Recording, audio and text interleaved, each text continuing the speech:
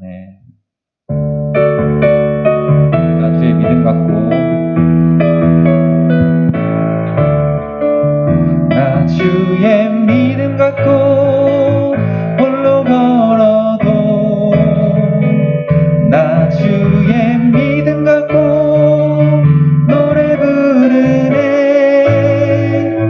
폭풍 구름 몰아치고 하늘 덮어도, 나 주의 믿음 갖고 실망치 않네. 주는 내 친구, 신실한 친구, 세상 끝까지 주를 믿으리. 폭풍 구름 몰아치고 하늘 덮어도, 나 주의 믿음 갖고 실망치 않네. 내 주는 선한 목자, 나를 인도해. 사랑의 골짜기로 다닐지라도, 주님께서 나의 길을 인도하시니,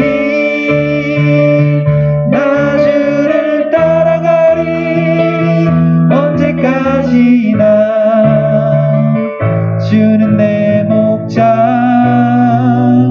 선하신 목자, 어디 가든지 함께 하시네.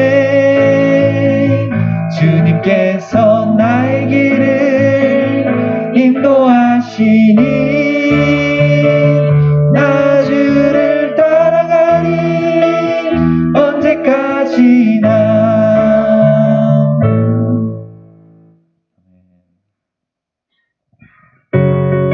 나를 향한 주의 사랑.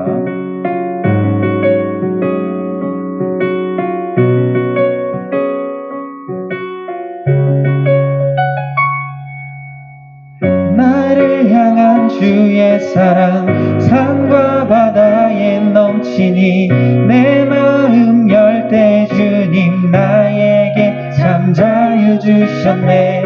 늘 진리 속에 거하며 나의 손을 높이 들고, 언제나 주님의 사랑을 노래하리. 주의 사랑 노래하리라. 영원토록 노래하리라. 주의 사랑 노래하리라. 영원토록 노래하리라.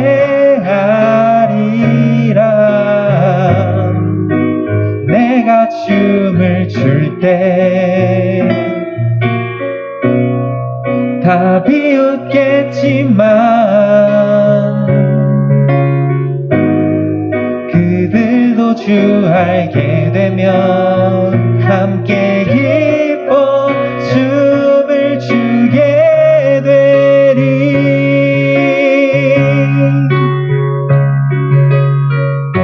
주의 사랑 노래하리라. 영원토록 노래하리라. 주의 사랑 노래하리라. 영원토록 노래하리라.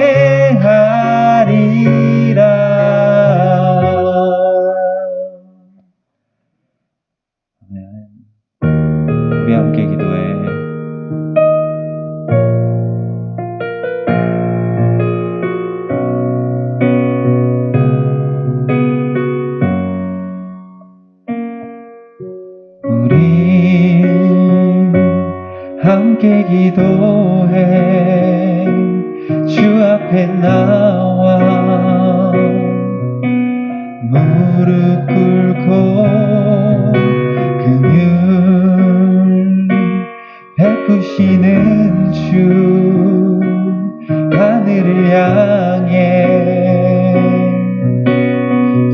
손 들고 하늘 문이 열리고 은혜의 비출기 이 땅 가득 내리도록 마침내 주 오셔서 의의 비출기 우리 위에 부시도록 우리 함께 기도해 주 앞에 나와 무릎 꿇고 긍휼 베푸시는 주 하늘을 향해 두 손 들고 하늘 문이 열리고 은혜의 비출기 이 땅 가득 내리도록 마침내 주 오셔서 의의 비출기 우리 위에 부시도록. 네, 묵도하심으로 예배로 나아가시겠습니다.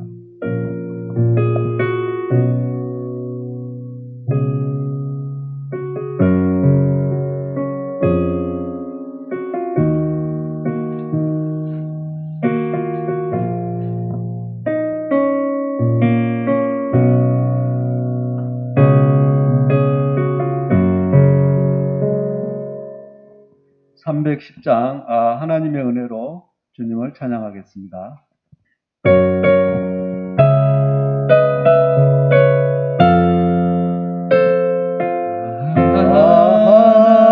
하나님의 은혜로 예술 데 없는 자 되고속하여 주는지 난 알 수 없도다. 내가 믿고 또 의지함은 내 모든 형편 아시는 주님 늘 보호해 주실 것을 난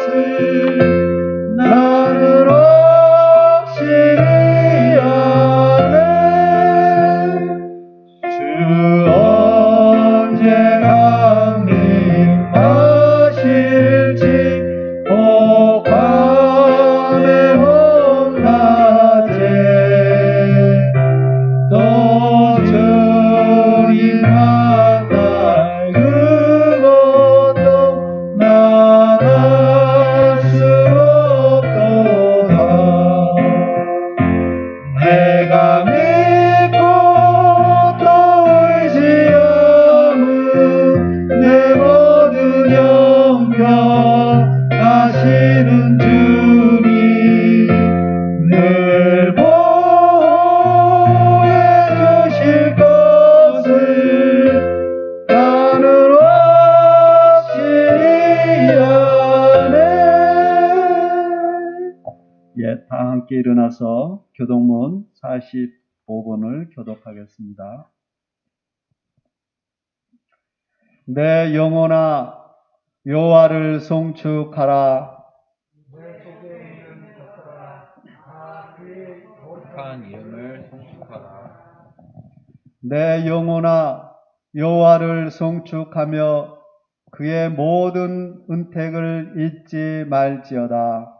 그가 내 모든 죄악을 사하시며 내 모든 병을 고치시며 내 생명을 파멸에서 속량하시고 인자와 긍휼로 간을 씌우시며 좋은 것으로 내 소원을 만족하게 하사 내 청춘을 독수리같이 새롭게 하시는도다.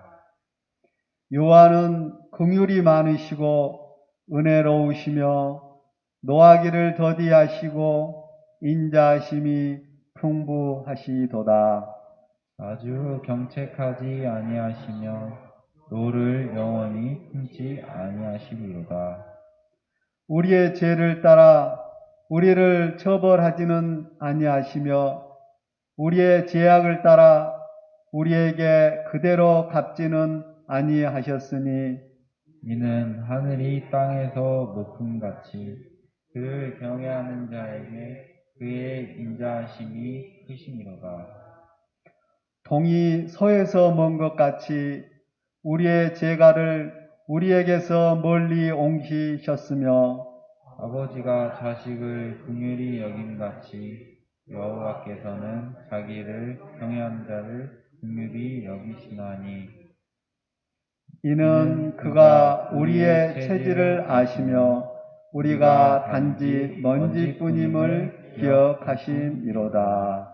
아멘. 사도신경으로 우리의 신앙을 고백하겠습니다.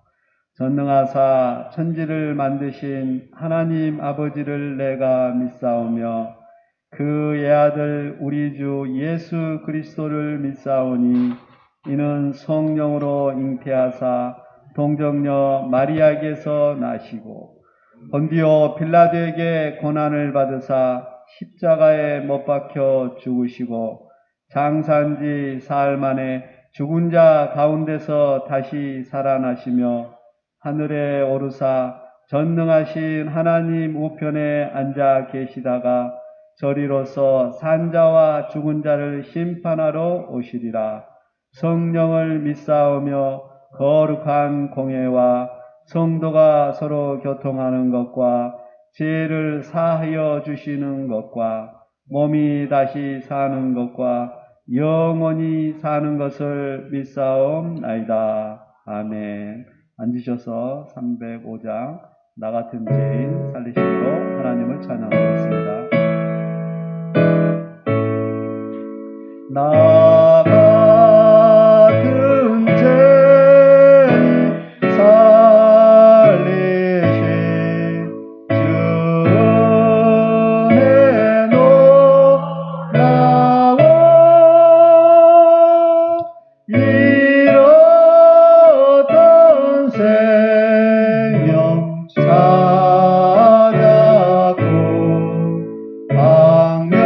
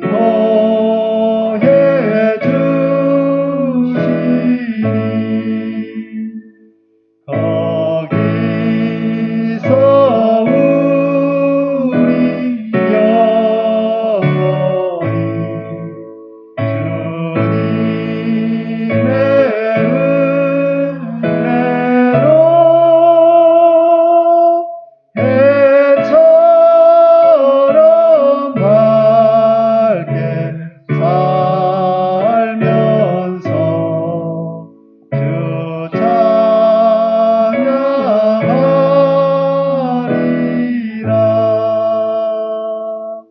아멘.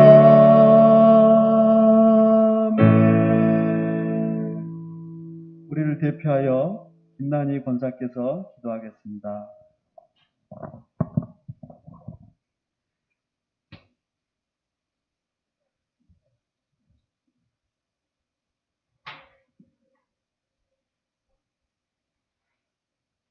전지전능하신 하나님 아버지, 감사와 영광을 돌립니다.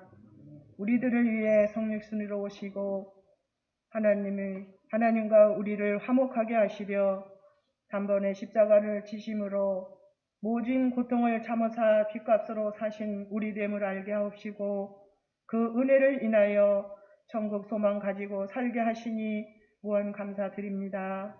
그리하여 주님의 뜻을 알게 하사 자녀답게 살게 하옵소서. 지나온 모든 날들이 주님의 은혜 없이 살 수 없음을 고백합니다. 신령과 진리로 예배를 드릴 수 있도록 성령님 충만케 하사 지은 죄를 회개하며 말씀에 순종하며 변함없이 살 수 있도록 하나님 말씀에 귀를 기울일 수 있으며 깨달아 실천 실행하며 살아갈 때에 이 땅에서 천국 백성답게 살게 하실 줄 믿습니다. 오늘도 하평교회 목사님을 통해 하나님의 말씀을 전하여 주실 때 옥토밭이 되어 열매 맺는 신앙생활하게 하옵소서. 우리의 소원을 들어주신 하나님 아버지, 예배당을 마련해 주시니 감사드립니다. 마음과 뜻과 정성을 다하여 어떠한 상황에도 예배자의 삶을 살게 하옵소서. 여러 가지 어려운 상황 속에서도 믿음으로 승리케 하사 주님의 뜻을 알게 하옵소서. 주님께서는 하나님의 뜻에 순종하시어 이 땅에 오심같이 우리도 하나님 말씀에 언제나 순종의 삶으로 살게 하시어 감사 찬송하며 기쁘고 즐겁게 살 수 있는 우리 모두 되게 하실 줄 믿습니다. 우리를 만드신 목적이 무엇인지를 늘 생각하며 힘써서 살아갈 때에 어디서 얻을 수 없는 기쁨을 맛보게 하시며 살아갈 때에 후회 없는 인생들이 되게 하옵소서. 우리의 예배를 기쁘게 받으옵소서. 세상에서 살 때에 소금된 빛된 자녀로서 살게 하여 주옵소서. 늘 함께 하시는 예수 그리스도 이름으로 간절히 기도드립니다.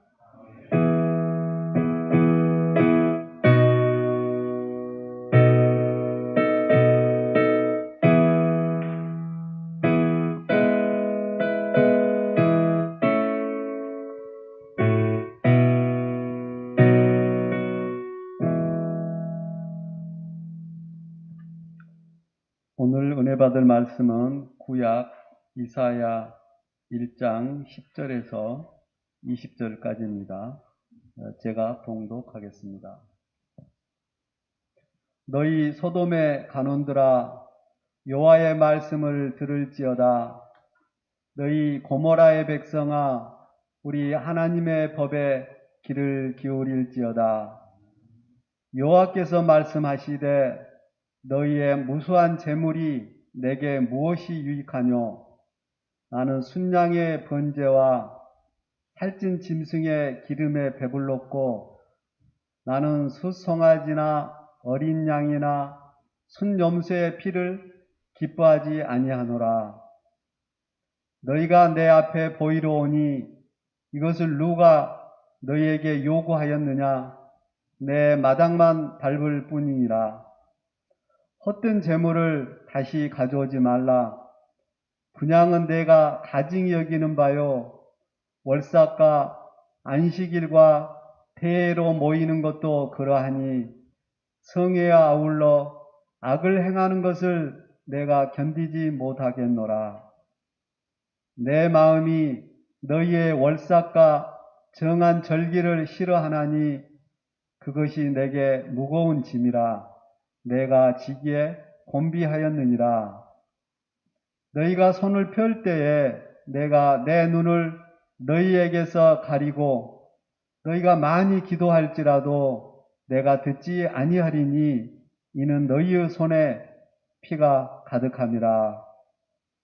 너희는 스스로 씻으며 스스로 깨끗하게 하여 내 목전에서 너희 악한 행실을 버리며 행악을 그치고 선행을 배우며 정의를 구하며 학대받는 자를 도와주며 고아를 위하여 신원하며 가부를 위하여 변호하라 하셨느니라.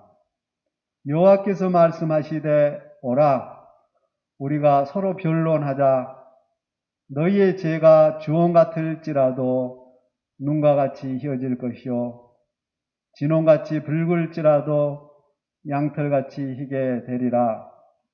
너희가 즐겨 순종하면 땅의 아름다운 소산을 먹을 것이요 너희가 거절하여 배반하면 칼에 삼켜지리라. 여호와의 입의 말씀이니라. 아멘. 오늘은 은혜를 받고 있습니까? 라는 제목으로 김문기 담임 목사님께서 말씀을 선포하겠습니다. 많은 은혜 받으시기 바랍니다. 할렐루야. 옆에 있는 분들과 함께 인사 나누겠습니다. 예수님의 이름으로 사랑하고 축복합니다.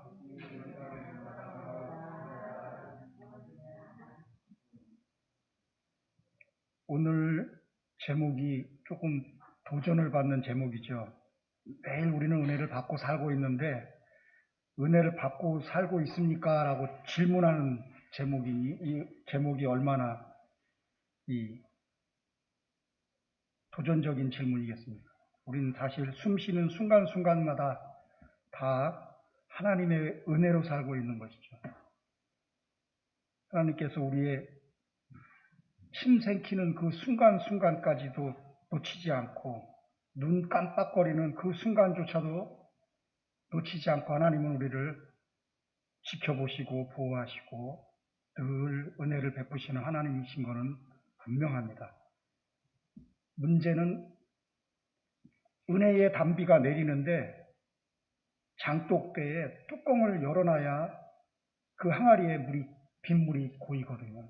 근데 우리가 그 장독대에 뚜껑을 닫아놓으면 아무리 하나님의 은혜의 단비가 쏟아져도 그 뚜껑을 열지 않고 닫아놓은 상태로 그 마음문을 닫아놓은 상태로 있으면 그 은혜는 우리에게 절대로 임하지 않는다는 사실이에요. 마음의 뚜껑을 열어야 돼요. 그래야 은혜가 우리 안에 임하는 것입니다. 우리 마음문을 오늘 활짝 열고 하나님의 마음을 깨닫고 내 마음을 여는 그런 귀한 시간이 되기를 원해서 오늘 이 본문의 말씀을 함께 정해서 나누기를 원하는 것입니다. 오늘 본문 시작이 굉장히 두려운 말로 시작합니다. 뭐라고 시작하냐면 우리를 소돔 사람이라고 얘기하고 있어요. 고모라 사람이라고 얘기하고 있습니다. 지금 살고 있는 이곳이 나를 포함해서 이 땅의 모든 돌아가는 상황이 예전에 소돔과 고모라와 같이 타락한 그런 모습이라는 사실이에요. 우리의 그 타락한 모습을 단도직입적으로 얘기합니다.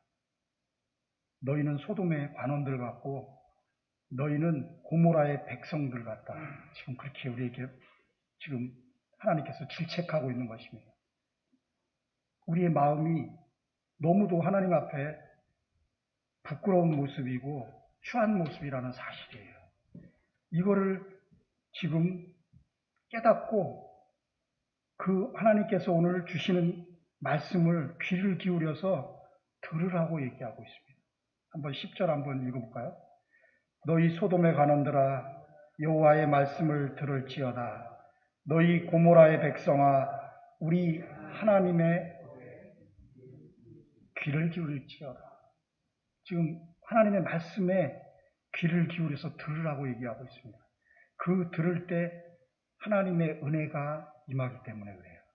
하나님의 말씀을 들을 때 우리 마음에 위로가 생기고 용기가 생기고 힘과 능력과 권세가 생기는 겁니다. 하나님이 우리를 은혜 주실 때 가장 자주 주시는 곳이 바로 말씀 듣는 그런 곳이에요. 말씀 들을 때, 말씀을 읽을 때 하나님이 우리에게 임하시는 것입니다. 은혜로 우리에게 임하시는데 그 은혜를 부어주시는데 그 말씀에 귀 기울이라고 지금 얘기하고 있어요. 그래서 내가 말할 때 들어라. 그때 너희는 힘을 얻을 것이고 용기를 얻을 것이고 위로를 얻을 것이다 라고 10절에 그렇게 얘기하고 있는 것입니다. 그 다음에 15절로 넘어가면은 15절 한번 볼까요? 너희가 손을 들 때, 손을 펼 때 이렇게 돼 있습니다. 우리가 손을 펼 때라는 것은 찬양하는 걸 의미하고 기도하는 걸 의미합니다. 우리가 손을 펴고 하나님을 찬양하고 기도할 때, 하나님께 기도할 때, 그때 하나님이 우리를 보시는 것입니다. 우리의 기도에 귀를 기울이신다는 거예요. 지금 이 본문은 반대로 돼 있죠. 너희가 손을 펼 때 내가 눈을 너희에게서 가리고 너희가 많이 기도할지라도 내가 듣지 아니하겠다. 근데 그 이유가 뭐냐? 너희 손에 피가 가득하기 때문에 그렇다. 피가 가득하다는 얘기는 죄를 지었다 이런 뜻이에요. 너희가 죄를 지었기 때문에 내가 너희의 찬양을 받지 않고 기도를 듣지 않는 것이다. 그러니 죄를 빨리 회개하라 이런 뜻입니다. 죄를 회개하고 너희가 찬양하고 기도하면 내가 그 찬양을 받고 기도를 들어서 응답하겠다 이런 얘기세요. 항상 하나님의 말씀을 대할 때 긍정적인 걸로 받아들이셔야 돼요. 지금 오늘 본문 15절은 부정적으로 써져 있지만 이 말씀을 반대로 읽으셔야 되는 겁니다. 항상 긍정적으로 받으셔야 돼요. 아, 내가 손을 펴서 찬양할 때 하나님이 나를 바라보시겠구나. 나의 찬양을 받으시겠구나. 내가 많이 기도하면 하나님이 다 듣겠구나. 단 내가 죄가 없을 때 이렇게 되는 거죠. 그렇게 성경 읽을 때 그렇게 읽으셔야 돼요. 그냥 이대로 읽으시면은 아무런 우리에게 위로가 되지 않고 용기가 되지 않고 은혜가 되지 않는 것입니다. 우리에게 은혜가 되게 항상 하나님의 말씀을 읽어야 돼요. 그 다음에 17절 한번 볼까요? 17절엔 또 뭐라고 되어 있냐면 선행을 배우며 정의를 구하며 학대받는 자를 도와주며 고아를 위하여 신원하며 과부를 위하여 변호하라 하셨느니라. 연약한 사람들을 도와주라는 얘기예요. 그때 은혜를 주겠다. 너희가 선을 행하고 정의와 공의를 행하고 학대받는 자들, 외국인 근로자나 뭐 이런 난민들, 파키스탄 뭐 아니면 아프가니스탄 난민들 같은 그런 난민들을 학대받는 자들을 도와줄 때 그때 너희에게 은혜를 베풀겠다. 지금 그렇게 말씀하시는 거예요.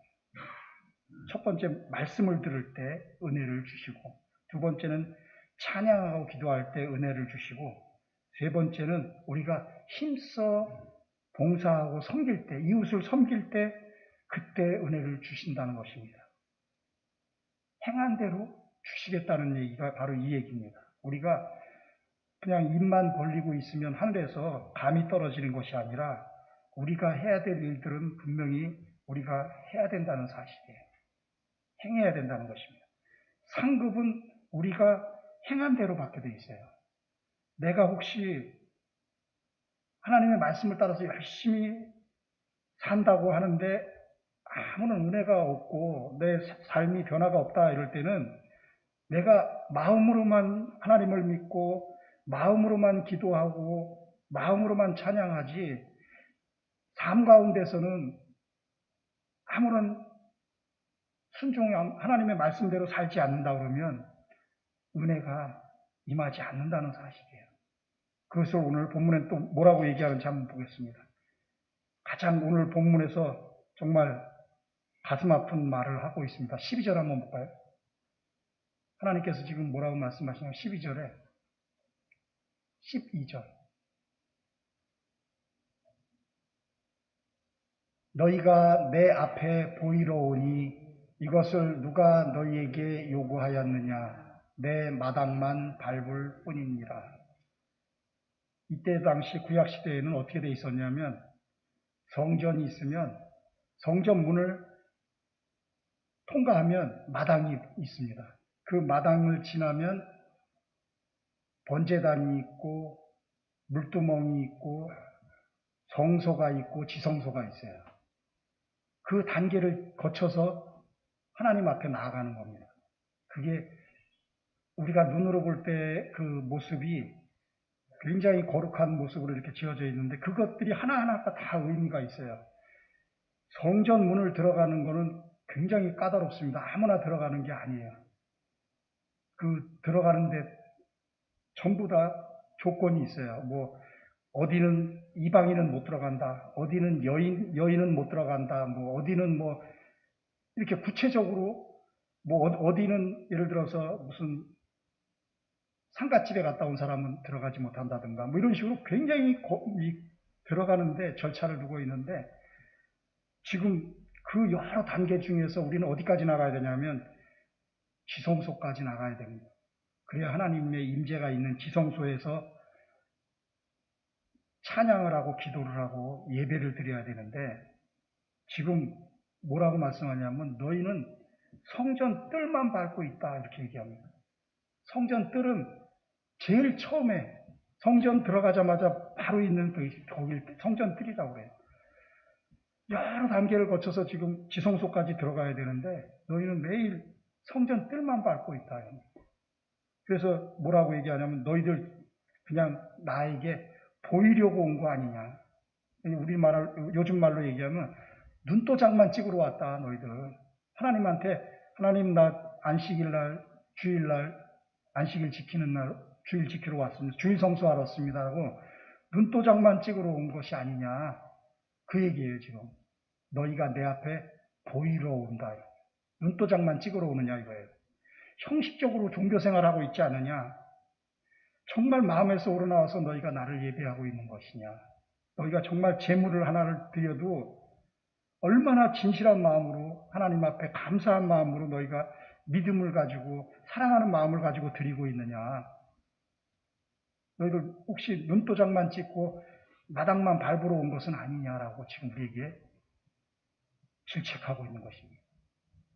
그래서 아예 뭐라고 그러시냐면 13절 한번 볼까요? 13절 나올라나 모르겠네요. 13절에 보면 헛된 재물을 다시 가져오지 말라고 얘기하고 있어요. 형식적으로 의무적으로 종교적인 율법적인 생각을 가지고 바리새인이나 서기관들이나 사두개인 같은 그런 종교주의적인 그런 생각을 가진 사람들처럼 그렇게 재물을 가지고 오면 그 재물은 헛된 재물이라는 거예요. 바치지 말라니, 가져오지 말라고 지금 얘기하고 있어요. 그 이유는 뭐라고 되어 있냐면 맨 밑에 보면 두 번째 줄 성회와 아울러 악을 행하는 것을 내가 견디지 못하겠노라. 성회를 지키고 안식일을 지키고 주일을 지키면서 아울러 함께 악을 행하고 있다는 거예요.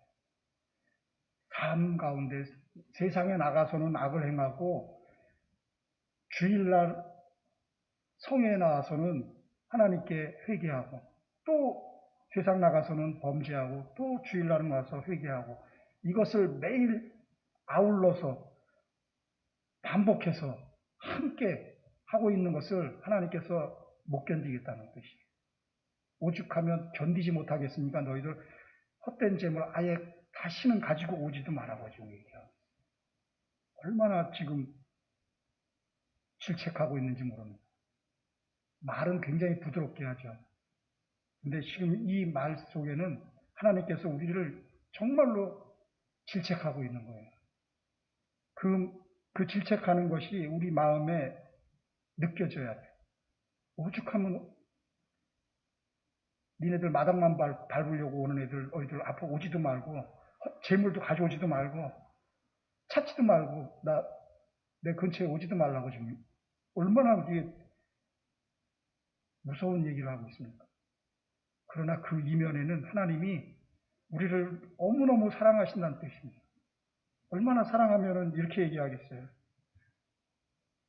우리도 정말 어떤 사람을 사랑하는데도 말로는 그런 경우가 간혹 있죠. 아, 꼴 보기 싫다고. 실제로는 정말로 오랜만에 만나서 기쁘고 즐거운데도 반대로 얘기하는 거 들어보셨나요? 꼴도 보기 싫다고 얘기하는 거예요. 그러니까 실제로는 너무너무 보고 싶었기 때문에 근데 자주 안 오고 어쩌다 한 번 오니까 마음이 상해서 꼴도 보기 싫다고 얘기하는 경우가 있어요. 그 마음하고 비슷한 마음이에요. 하나님은 우리를 정말로 본인에게 나아오는 것을 기뻐하는데 제대로 오지 않고 마당만 밟고 마음으로 하나님께 예배하지 않는 것을 너무 마음 아파하고 있는 모습인 것입니다.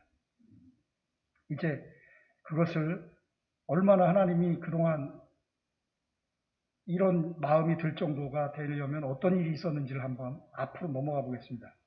1장 2절을 한번 보면 하나님이 왜 그런 얘기를 하는지를 이제 얘기를 하세요. 1장 2절 하늘이여 들으라 땅이여 귀를 기울이라 여호와께서 말씀하시기를 내가 자식을 양육하였거늘 그들이 나를 거역하였도다. 우리를 자식으로 양육을 했는데 우리 하는 짓들이 전부 아버지 하나님을 거역하는 삶을 살았다는 것입니다. 그래서 아버지가 지금 너네들 꼴도 보기 싫으니까 내 앞에 나타나지도 마 이렇게 얘기하시는 거예요. 얼마나 지금 마음이 아프면 그렇게 얘기합니다. 3절은 또 한번 볼까요? 3절을 보겠습니다. 소는 그 임자를 알고 나귀는 그 주인의 구유를 알건만은 이스라엘은 알지 못하고 나의 백성은 깨닫지 못하는구나. 우리가 소나 나귀보다 못하다고 얘기하고 있어요. 소도 자기 주인을 알고 나귀도 자기 주인을 알고 그 주인의 그 먹이통을 아는데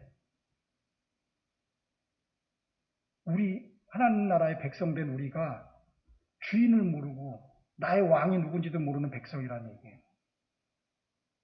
우리는 종이라고 얘기하면서 주인이 누군지도 모르고 자기는 종이라고 얘기를 해요. 나는 백성이라고 얘기하면서 자기의 왕이 누군지 통치자가 누군지를 모르고 있다는 얘기를 지금 하고 있어요. 그래서 너희들 꼴도 보기 싫으니까 오지도 말고 재물도 바치지도 말으라고 지금 얘기하고 있는 것입니다. 4절 한번 볼까요? 4절은 또 더 저기 합니다. 슬프다 범죄한 나라요 허물진 백성이요 행악의 종자요 행위가 부패한 자식이로다. 그들이 여호와를 버리며 이스라엘의 거룩하신 이를 만홀히 여겨 멀리하고 물러갔도다. 하나님을 업신여기고 멀리 도망갔다고. 탕자와 똑같은 얘기죠. 탕자가 아버지 밑에서 살기가 부자유스러웠던 거예요. 난 자유롭게 마음대로 내 맘껏 살아보고 싶다.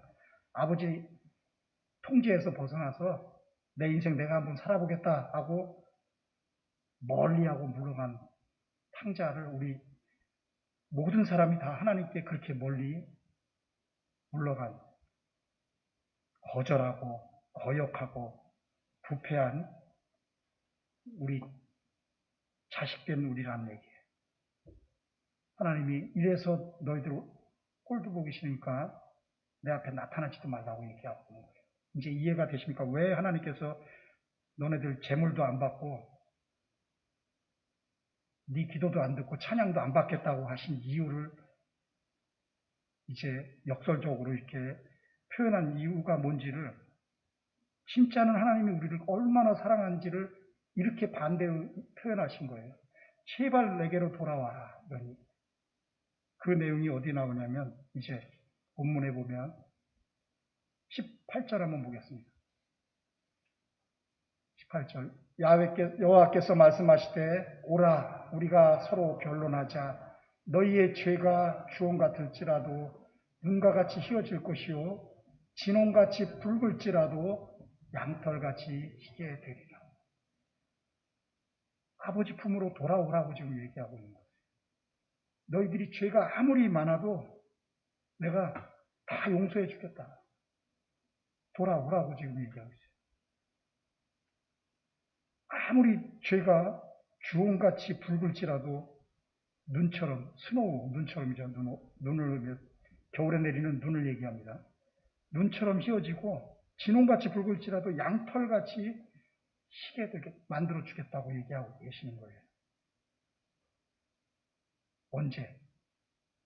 우리가 하나님의 말씀에 귀 기울일 때, 우리의 마음이 하나님 앞에 통회하고 자복할 때, 그때가 하나님께 돌아오는 겁니다. 우리가 하나님 앞에 돌아오기만 하면 다른 모든 일은 전부 다 덮어주겠다는 거예요.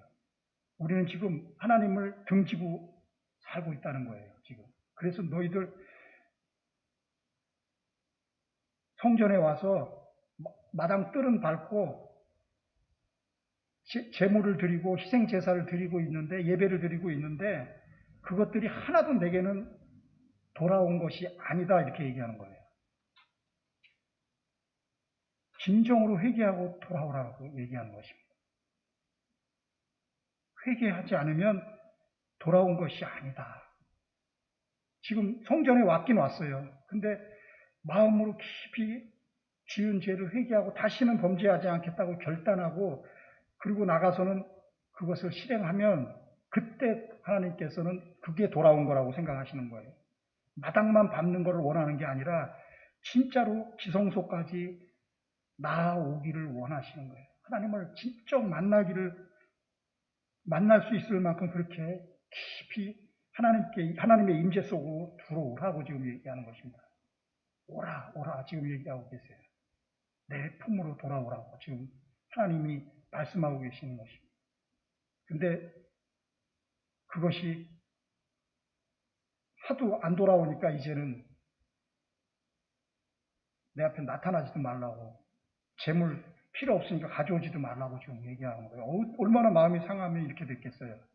그 아버지의 마음을, 상한 마음을 우리가 조금이라도 깨달으면 하나님께로 정말 그 품으로 나아오게 되는 것입니다.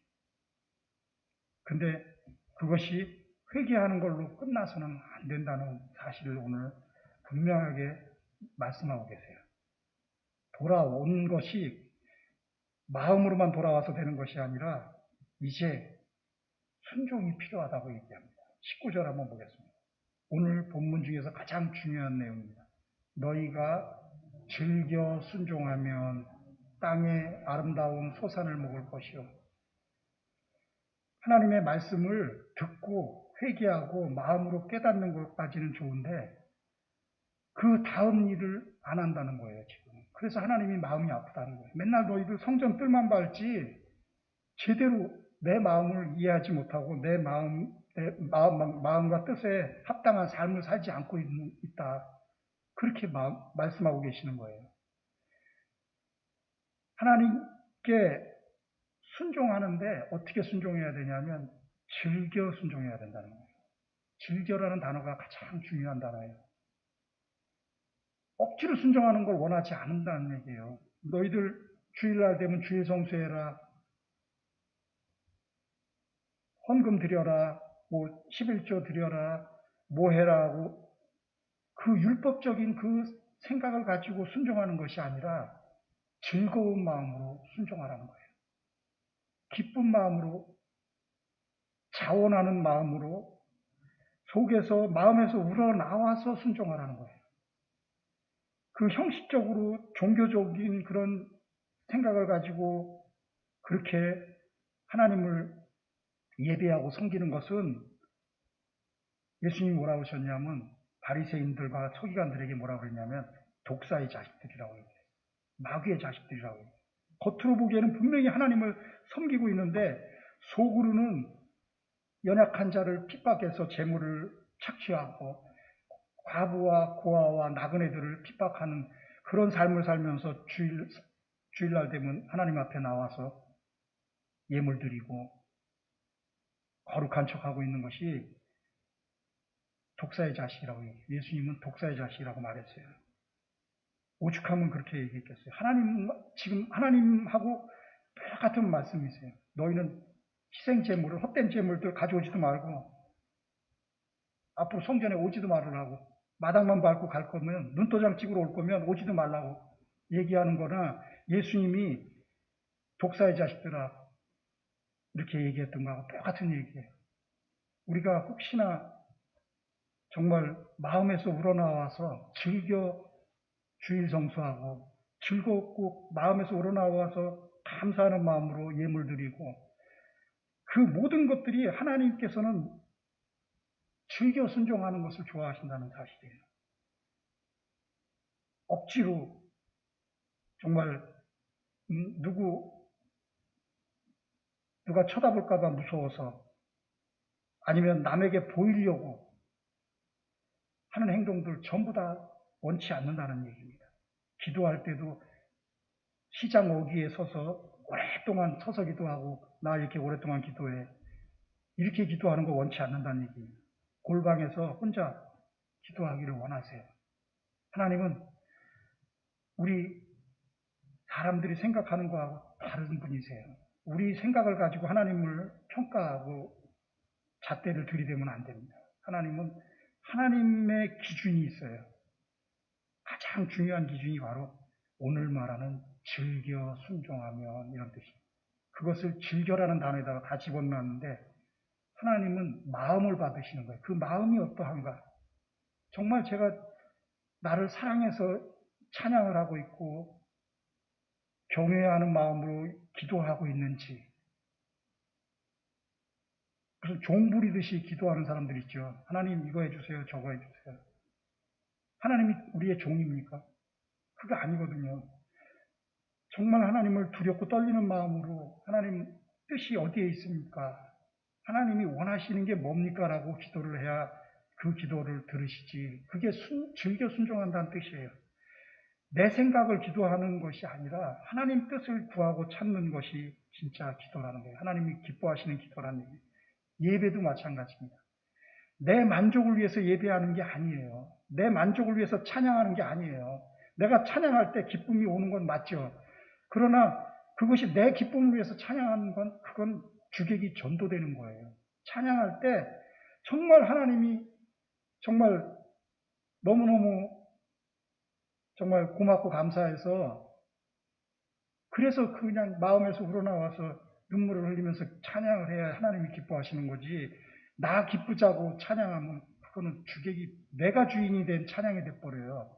내가 눈물 흘리고 기뻐하지만 그 찬양은 내가 받는 거예요. 하나님이 받으시는 찬양을 해야 되는 거예요. 예배도 마찬가지예요. 내 만족을 위해서 예배 드리면 안 돼요. 예배도 하나님께 드리는 예배여야 되는 것이지 내가 예배 드리면서 나 오늘도 예배 드렸으니까 이제 하나님께 눈도장 찍었으니까 이제 난 할 일 다 했다. 이런 기분으로 예배 드리면 안 된다는 겁니다. 정말 예배 시간이 간절히 기다려지고 정말 하나님 전으로 나아가는 것이 막 기뻐서 펄쩍펄쩍 뛰면서 그 예수님이 그 성전 문 앞에 있던 안진뱅이를 고쳐주시죠. 그 평생을 40년 가까이를 안진뱅이로 살았던 그 안진뱅이 그 거지가 자기 겉옷을 팽개쳐버리고 벌떡 일어나가지고 장애인은 성전에 들어갈 수가 없어요. 근데 그 안진뱅이가 치료를 받고 나니까 성전을 향해서 막 뛰어가는 거예요. 자기는 그렇게 성전을 가고 싶었지만 불구자기 때문에 불구자는 성전에 출입이 금지되어 있어요. 못 들어간 거예요. 한 번도 평생 못 들어간 성전을 얼마나 들어가고 싶었으면 다리가 치료받자마자 제일 먼저 한 것이 기뻐 뛰어서 벌떡 일어나서 성전을 안으로 뛰어들어간 거예요. 그 마음으로 성전에 오기를 원하시는 거예요, 하나님은. 우리가 그런 마음으로 정말 기쁘고 즐거워서 성전에 오는 것이 정말 간절히 사모하는 마음으로 그렇게 성전을 찾는 걸 원하시는 겁니다. 미지근한 거 하나님이 토해버리겠다고 얘기하세요. 너희가 차든지 덥든지 해야지 미지근한 상태로 나를 예배하는 거나 너희들 원치 않는다. 그러려면 아예 예배 드리러 오지 마. 꼴도 보기 싫으니까 오지 마. 오늘 본문에서 그렇게 얘기하고 있는 거예요. 정말 얼마나 답답하면 그렇게 얘기하겠어요. 우리가 빨리 깨달으라고 이렇게 심한 말을 하시는 거예요. 오죽하면 내 앞에 보이려고 오느냐, 마당만 밟으러 오느냐, 헛된 재물 다시는 가져오지 마라. 이렇게 얘기하시는 것이 정말로 그 이면에는 우리를 사랑하고 계신 거예요. 우리를 간절히 기다리고 계시는 거예요. 정말로 기쁜 마음으로 하나님을 사랑하는 마음으로 그렇게 예배하러 오는 것을 기다리시는 거예요. 근데 말로는 오지 마 이러는. 우리 고향의 부모들이 그렇지 않습니까? 추석날 되면 야 오지 마라. 뭐 차도 막히고 길도 막히는데 뭐하러 오느냐. 무겁게 뭐 이렇게 선물을 들고 왔냐. 가져오지 마라. 얘기했어요. 하나님도 똑같으세요. 실제로는 하나님 사랑하는 마음으로 예물 들고 오기를 얼마나 기뻐하시겠어요. 근데 야 가져오지 마. 그 이면에 하나님의 사랑을 읽을 줄 알아야 돼요. 하나님이 얼마나 우리에게를 정말 간절히 기다리시고 계시는지. 오죽하면 오라. 우리가 서로 변론하자 이렇게. 이 변론하자는 거냐 뭐냐면은 너 빨리 와가지고 나하고 한번 맞짱 떠보자. 네가 옳은지 내가 옳은지 한번 맞짱 떠보자. 이런 뜻이에요. 둘이 만나서 한번 단도직입적으로 한번 얘기해보자. 너 나한테 와봐. 나하고 한번 얘기해보자. 네가 잘한 게 있고 못한 게 뭔지 한번 제대로 한번 붙어보자. 이런 뜻이에요. 한번 18절 한번 다시 읽어볼까요? 여호와께서 말씀하시되 오라 우리가 서로 변론하자. 너희의 죄가 주홍 같을지라도 눈과 같이 희어질 것이요 진홍같이 붉을지라도 양털같이 희게 되리라. 변론하자는 말이 한판 붙어보자는 거예요. 무슨 얘기입니까? 야곱이 야복강 나루에서 하나님과 씨름했던 것과 똑같은 그걸 그렇게 서로 변론하자고 얘기하는 거예요. 야곱이 얼마나 사기꾼입니까? 형을 속이고 장자권을 받으려고 그 장자 축복권을 받으려고 사기치는 그 사기꾼 정말 성경에서 나오는 가장 야비한 사람 중에 한 사람인데 그 사람을 하나님이 만나 주시는 겁니다. 우리 그 야곱 같은 우리를 오라고 얘기하시는 거예요. 초청하시는 거예요. 하나님이 지금 오라고 얘기할 때 우리는 하나님 전으로 나아가기만 하면 돼요. 그러면 그분이 벌써 다 준비하고 계세요. 우리의 죄를 용서할 준비가 이미 다 돼 있으신 거예요. 그러니까 오라 그러죠. 꼴도보기 뭐라 그러겠어요? 오지 마 이러겠죠. 근데 이제는 진짜로 본심을 얘기하는 거예요. 처음에는 너희는 마당만 밟고 앉아있고 나한테 눈도장 찍으러 오고 그러려면 헛된 재물 가지고 오지도 말고 나 앞에 오지도 마 그랬는데 이제는 거꾸로 뭐라 그래? 본심을 얘기하는 거예요. 와라. 내게로 오라. 그 소리가 들려줘야 돼요. 오라는 소리가 들려줘야 돼요. 하나님이 나를 부르시고 계시다는 사실을 그 음성이 들려야 하나님이 나를 사랑하고 있는 거 맞구나. 그래야 돌아오는 거예요. 탕자가 깨닫고 돌아오듯이 돌아와야 돼요. 하나님 품으로 돌아오면 그 다음에 우리가 그 은혜를 누리고 살게 되는데 그때는 즐겨 순종하면서 살면 하나님께서 땅의 아름다운 소산, 하늘의 신령한 복 다 우리에게 내려주시는 것입니다. 그래서 사무엘상에 보면 그렇게 얘기합니다. 순종이 제사보다 낫다. 제사 지내고 예배 드리는 것보다 순종하기를 원하시는 거예요. 하나님 말씀대로 사는 것을 원하세요. 그것이 진짜 예배라는 거예요. 주일날 예배 드리는 것이 예배가 아니라 그거보다 진짜 예배는 세상에 나가서 사는 동안 우리의 삶으로 드리는 예배가 진짜 예배라는 거예요. 그때 우리의 삶이 하나님의 말씀에 즐겨 순종하는 삶을 살고 있는지를 하나님께서는 검토해 보겠다는 거예요. 그래서 즐겨 순종하는 자, 그에게 그 행위대로 복을 주겠다. 구원은 은혜로 주시지만 상급은 분명히 행위대로 주세요. 행한 대로 거두는 거예요. 심은 대로 거두는 겁니다. 절대로 심지 않고 거두는 그런 일은 성경에 나와 있지 않습니다. 한번 보시면 전부 심은 대로 거두고 행한 대로 거두게 돼 있어요. 그래서 즐겨 순종하라. 삶으로 순종하라는 거예요. 하나님 말씀에 순종하며 살으라는 것입니다. 그럴 때 땅의 아름다운 소산과 하늘의 신령한 복을 다 받아 누릴 것이다. 그렇게 말씀하고 계시는 것입니다. 그 중에 이 즐겨 순종할 때 그 즐겨 순종하는 것의 의미를 가장 잘 나타낸 성경 구절이 어디 나오냐면 아브라함이 독자 이삭을 모리아산에서 제물로 바치는 거예요. 100세에 낳은 아들, 하나밖에 없는 아들을 하나님께 제물로 바치고 있어요. 아까 말한 마당만 밟고 다니는 눈도장 찍으러 오는 사람들이 가져오는 헛된 제물 안 받으신다고 그랬는데 아브라함이 자기 아들 독자 이삭을 하나님께 제물로 바칠 때 하나님 깜짝 놀라셨어요. 너무 놀래가지고 아브라함아 이렇게 돼 있어요. 성경 읽어보시면 2번 부릅니다.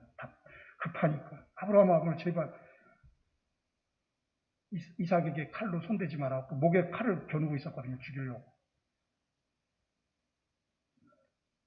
놀래가지고 하나님도 깜짝 놀란 거예요. 설마 제가 자기의 자식을 하나밖에 없는 자식을 나한테 바치겠나 싶었던 거죠. 근데 실제로 바친 겁니다. 하나님은 놀라신 거예요. 그때 그런 거예요. 이제야 내가 너를 인정하겠다라고 얘기합니다. 그때서야 네가 나를 사랑하는지 알겠다 이렇게 얘기하는 거예요. 행함이 있을 때 그 믿음이 입증되는 것이라는 얘기예요.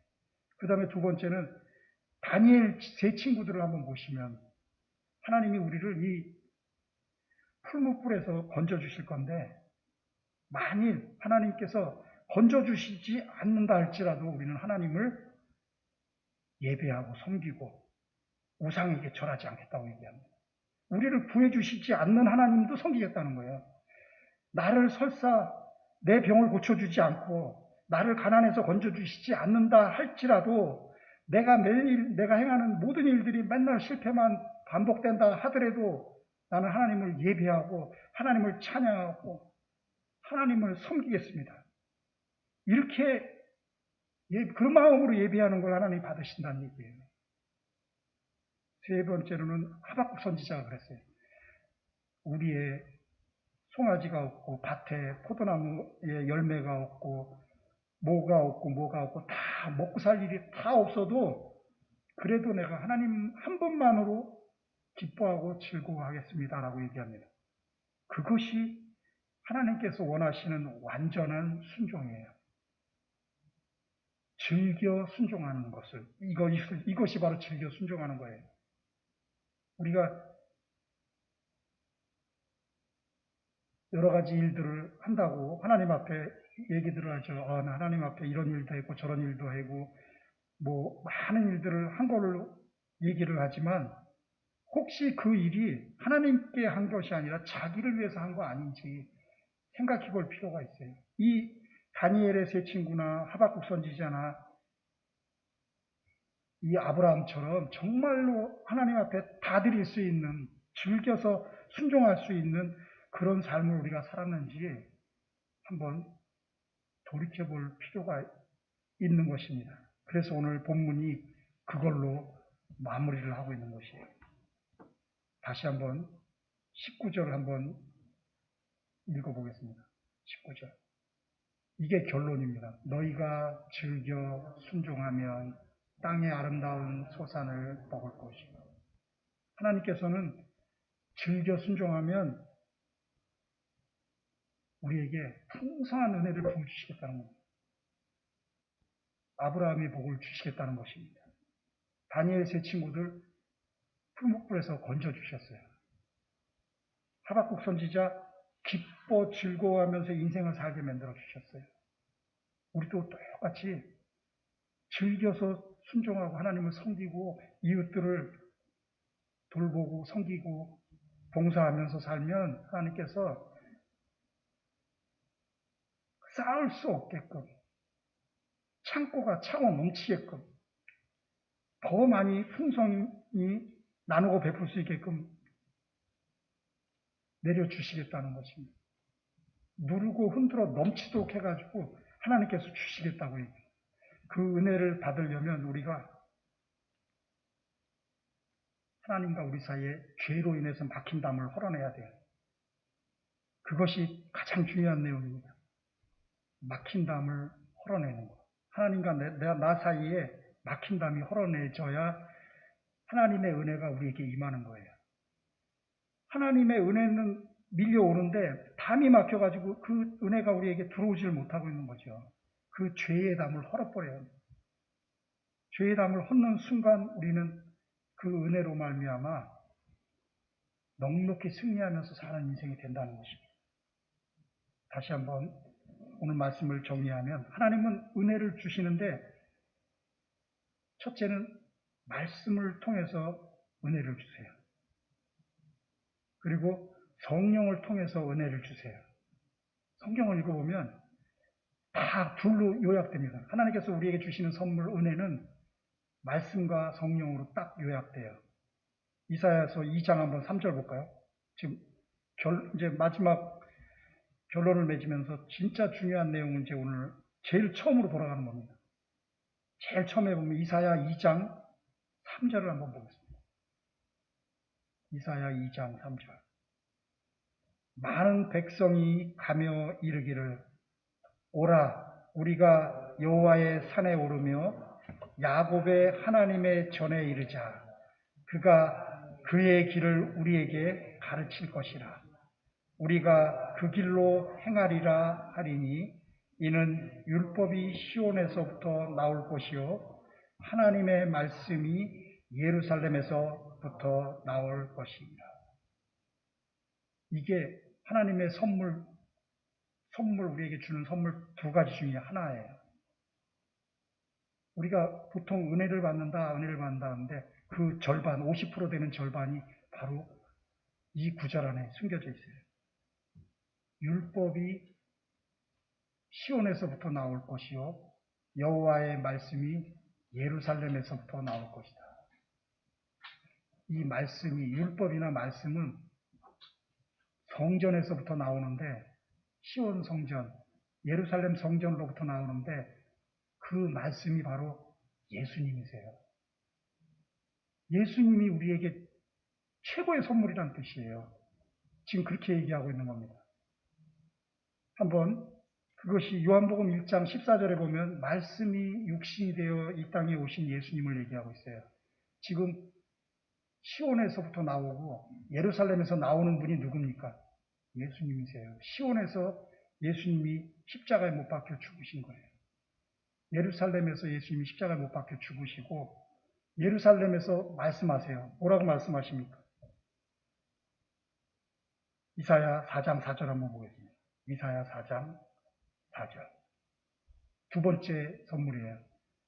이는 주께서 심판하는 영과 소멸하는 영으로 시온의 딸들의 더러움을 씻기며 예루살렘의 피를 그 중에서 청결하게 하실 때가 됩니다. 하나님께서 심판하는 영, 소멸하는 영, 거룩하게 하는 영, 성령을 의미합니다. 성령을 보내주시는데 어디서부터 보내주시느냐? 시온과 예루살렘에서 성령을 부어주시기 시작한다는 거예요. 하나님이 성령이 임하는데 시온 성전, 예루살렘 성전에서부터 부어져서 흘러넘쳐서 온 세상 땅끝까지 성령의 역사가 일어날 것이다. 그 성령이 무슨 일을 하느냐? 더러움을 씻길 것이다. 청결하게 할 것이다. 거룩하게 할 것이다. 성령이 홀리 스피릿이 거룩하게 우리를 하실 분이 성령이라는 얘기예요. 하나님이 성령을 선물로 주시겠다는 얘기예요. 그게 심판하는 영, 소멸하는 영이라고 표현되어 있어요. 무섭게 표현되어 있는데 실제로는 거룩하게 하는 영이세요. 그분이 우리를 살리는 영이세요. 생명의 영이고 그것을 누가복음으로 한번 넘어가 볼까요? 누가복음 24장 49절 한번 볼게요. 예수님도 똑같이 얘기하세요. 볼지어다 내가 내 아버지께서 약속하신 것을 너희에게 보내리니 너희는 위로부터 능력으로 입혀질 때까지 이 성에 머물라 하십니다. 이 성은 어디예요? 예루살렘 성. 시온산, 하나님이 이사야를 통해서 약속하셨던 성령을 보내시겠다고 한 그 장소 예루살렘 성을 얘기합니다. 사도행전으로 바로 넘어가요. 누가복음이 끝나고 나서 이게 1편이고 속편으로 누가복음으로 넘어가는데 사도행전으로 넘어갑니다. 누가복음에서 누가복음이 전편이다 그러면 속편이 사도행전이에요. 사도행전 1장으로 넘어가면 뭐라고 표현되어 있는지 한번 보겠습니다. 사도행전 1장 4절에서 5절 한번 볼게요. 준비가 안 됐어요, 이거는. 1장 4절에 뭐라고 되어 있냐면, 사도행전 1장 4절. 사도와 함께 모이사 그들에게 분부하여 이르시되 예루살렘을 떠나지 말고 내게서 들은 바 아버지께서 약속하신 것을 기다리라. 요한은, 침례 요한입니다. 침례 요한은 물로 세례를 베풀었으나 너희는 몇 날이 못되어 성령으로 세례를 받으리라 하셨습니다. 이사야 선지자를 통해서 얘기했던 그 심판의 영, 소멸하는 영, 불같은 영, 그 영이 바로 성령이시고 하나님이 약속하신 그 이사야 선지자에게 약속하셨던 그 성령이 바로 우리가 알고 있는 그 성령이세요. 그 성령을 보내주시면 그것이 최고의 은혜예요. 우리가 예수님을 통해서 생명을 얻고 성령을 통해서 우리가 힘을 얻고 능력을 얻어서 사는 겁니다. 그 두 가지가 하나님이 내려주시는 최고의 선물이라는 것이에요. 이것이 성경에서 오래전부터 계속 예언되어 있던 것인데 예수님이 마지막 부활하시고 하늘나라로 승천하시면서도 그 얘기를 하고 가세요. 왜냐하면 그것이 가장 중요한 일이기 때문에 내가 온 것과 성령이 온 것이 가장 중요한 일이다. 그렇게 말씀하시는 거예요. 왜냐하면 마지막 유언을 하고 떠나시는 거니까 하늘나라로 올라가시면서 부활해서 40일간을 지상에 머물다가 그 예루살렘 성이 바로 다 내려다 보이는 그 감람산에서 승천하셨어요. 가보면 감람산에서 내려다 보면 바로 보여요. 예루살렘 성전과 그 예루살렘 성이 다 보이는데 그곳에서 승천하시면서 얘기하시는 거예요. 이 성을 떠나지 마라. 예루살렘 성을 떠나지 마라. 이 성전을 떠나지 말라는 거예요. 성전에 너희들이 예배 드릴 때, 기도하고 찬양할 때 선물을 주겠다. 그러니 그 성을 떠나지 말고 기다리라고 얘기하시는 거예요. 우리도 오늘 이곳에서 하나님 말씀을 듣고 성령을 체험하고 하나님 그것이 은혜의 최고봉이에요. 최고봉. 그거보다 더 큰 은혜가 없는 거예요. 내 사업이 성공하는 거, 내가 질병을 고침받는 거, 내 마음의 상처가 치유받는 거, 이런 것들은 잠깐 있다가 사라지는 것들이에요. 진짜 은혜는 하나님의 성령으로 인치심을 받는 거고, 하나님의 말씀이 우리 마음의 귀에 들려지는 거예요. 그거보다 더 큰 기쁨이 없는 거예요. 그것이 영생인 것이에요. 그것이 하나님 믿는 이유예요, 사실은. 목적이고. 그것을 모르고 예배를 드리면 맨날 마당이나 밟고 헛된 재물이나 드리고 눈도장만 찍는 예배를 드리는 그런 일이 된다고 지금 하나님 우리에게 오늘 말씀하고 계시는 것입니다. 우리가 정말로 하나님을 어떻게 예배하고 있는지, 하나님을 정말로 우리가 나를 위한 예배가 아니라 하나님을 위한 예배를 정말 드리고 있는지를 점검해 보라고 오늘 하나님이 오늘 우리에게 이 말씀을 하시고 계시는 것입니다. 다 함께 기도드리겠습니다. 하나님 아버지 감사합니다. 하나님께서는 우리를 얼마나 사랑하시는지 오죽 답답하면 꼴도 보기 싫으니까 오지도 마라고 할 정도로 우리에게 그렇게 역설적으로 얘기를 하고 계시는데 정말 하나님이 우리를 얼마나 기다리시는지 우리가 그 하나님의 마음을 알 수 있게 되기를 원합니다. 그 사랑의 마음을 우리가 깨달을 때 우리는 정말 순종하고 즐거운 마음으로 하나님께 정말 예배드리고 자원하는 마음으로 예물드리고 정말 사랑하는 마음으로 하나님 사랑하는 마음을 가지고 이웃들을 사랑하며 살 수 있는 저희들이 다 될 수 있음을 오늘 이 본문의 말씀을 통해서 깨달아 알게 하여 주시며 감사드립니다. 오늘도 하나님께서 우리를 얼마나 사랑하는지를 깨달은 그 마음을 가지고 하나님 앞에 예물을 올려드립니다. 헛된 예물이 아니고 정말 하나님 사랑하는 마음으로 드리는 예물이오니 기뻐 받아주시옵시고 이 예물이 쓰여지는 곳마다 하나님의 나라가 세워지고 많은 영혼들이 주께로 돌아오는 놀라운 역사가 일어나게 하여 주옵소서. 드린 손길 위에 천배 만배 하나님께서 갚아주셔서 더 많이 하나님께 충성하고 헌신하고 이웃들을 섬기고 나누고 베푸는 삶, 복된 삶을 다 살게 하여 주시옵소서. 믿고 감사드리며 우리 구주 예수 그리스도 이름으로 기도드립니다. 아멘.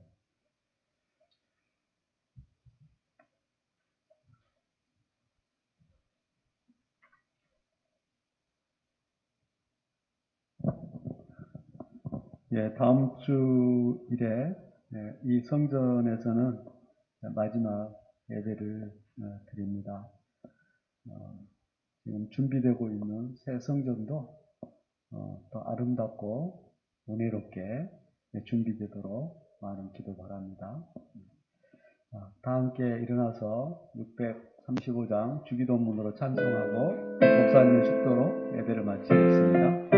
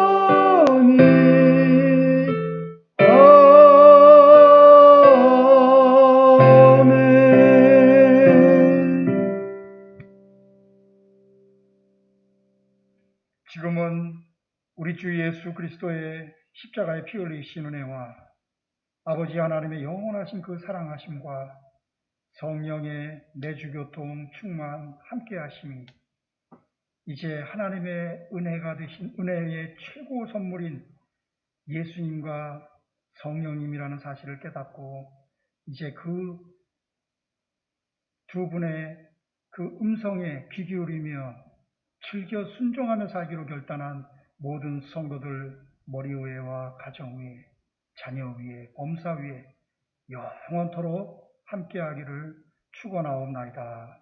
아멘.